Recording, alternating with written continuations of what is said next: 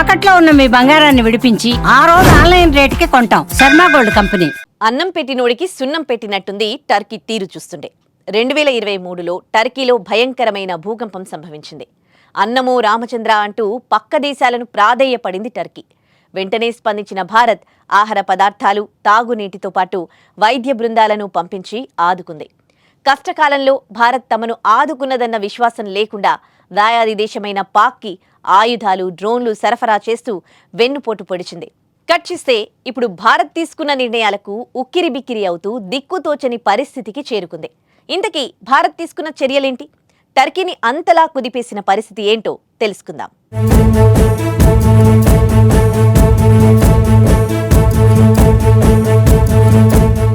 ప్రస్తుతం భారత్ పాక్ మధ్య యుద్ధ వాతావరణం నెలకొన్న విషయం తెలిసిందే. గత నెల ఏప్రిల్ 22న జమ్మూ కశ్మీర్లోని పెహల్గాంలో 26 మంది భారతీయులను ఉగ్రవాదులు పొట్టనబెట్టుకున్నారు.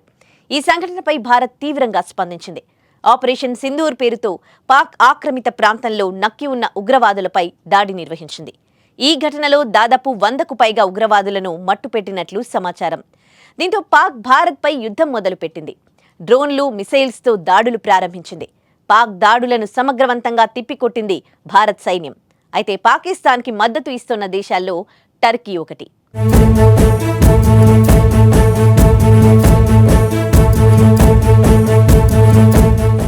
భారత్ టర్కీ మధ్య ద్వైపాక్షిక సంబంధాలు 1948 నుండి ఉన్నాయి. వీటిని కాదని టర్కీ కొంతకాలంగా మన శత్రుదేశమైన పాకిస్తాన్కి మద్దతు ఇవ్వడం విమర్శలకు దారితీసింది. భారత్ పాకిస్తాన్ మధ్య ఉద్రిక్తతల సమయంలో పాకిస్తాన్ భారత్పై ఉపయోగించిన డ్రోన్లను టర్కీ నుండి కొనుగోలు చేసినట్లు భారత్ గుర్తించింది. 2023లో టర్కీలో వచ్చిన భూకంపానికి 1000 మంది నిరాశ్రయులయ్యారు. వారిని ఆదుకునేందుకు ఆహార పదార్థాలతో పాటు వైద్య బృందాలను పంపించి మానవత్వాన్ని చాటుకుంది. కానీ టర్కీ మాత్రం విషాన్ని చిమ్ముతూ పాక్కి ఆయుధాలు సరఫరా చేసి భారత్కు నమ్మక ద్రోహం చేసింది. దీంతో భారత్లో టర్కీ బాయ్కాట్ ఉద్యమానికి దారితీశాయి.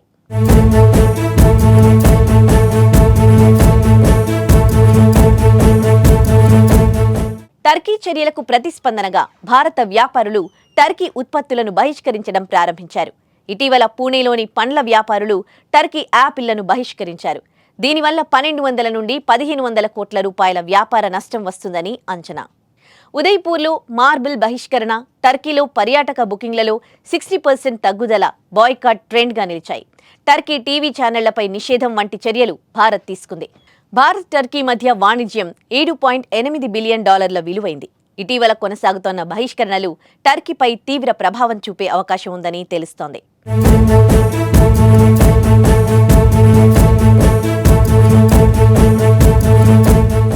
దేశ రాజధాని ఢిల్లీలోని జేఎన్యూ, జామియా మిలియా ఇస్లామియా బాటను ఐఐటి బాంబే కూడా బహిష్కరణ బాట పట్టాయి. టర్కీ యూనివర్సిటీలతో కుదుర్చుకున్న ఒప్పందాలను నిలిపివేశాయి. ఐఐటి బాంబే తుర్కియేలోని విశ్వవిద్యాలయాలతో ఉన్న అన్ని ఒప్పందాలను రద్దు చేసుకున్నట్లు ప్రకటించింది. ఈ నిర్ణయాన్ని జాతీయ ప్రయోజనాలను దృష్టిలో ఉంచుకుని తీసుకున్నట్లు సంస్థ ఎక్స్ ప్లాట్ఫామ్లో పోస్ట్ ద్వారా వెల్లడించింది. విద్యార్థి మార్పిడి కార్యక్రమాలు, అకాడమిక్ సహకారం, సంయుక్త పరిశోధనా ప్రాజెక్టులతో సహా అన్ని ఒప్పందాలను నిలిపివేసినట్లు ఐఐటి బాంబే తెలిపింది. పంజాబ్లోని చండీగఢ్ విశ్వవిద్యాలయం, తుర్కియే, అజర్బైజాన్లోని 23 విశ్వవిద్యాలయాలతో ఒప్పందాలను రద్దు చేసుకుంది. టర్కీ దాయాది దేశమైన పాక్ చేస్తున్న సహాయానికి భారత్ తగిన బుద్ధి చెబుతుందని రాజకీయ విశ్లేషకులు అంటున్నారు.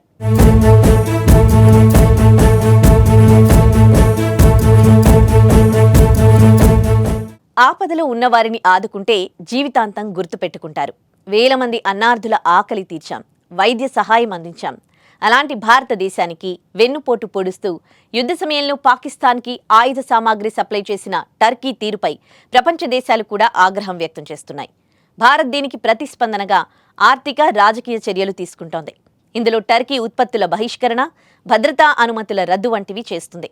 మరి టర్కీ చేసిన మోసానికి భారత్ తీసుకుంటున్న నిర్ణయాన్ని సమర్థిస్తారా?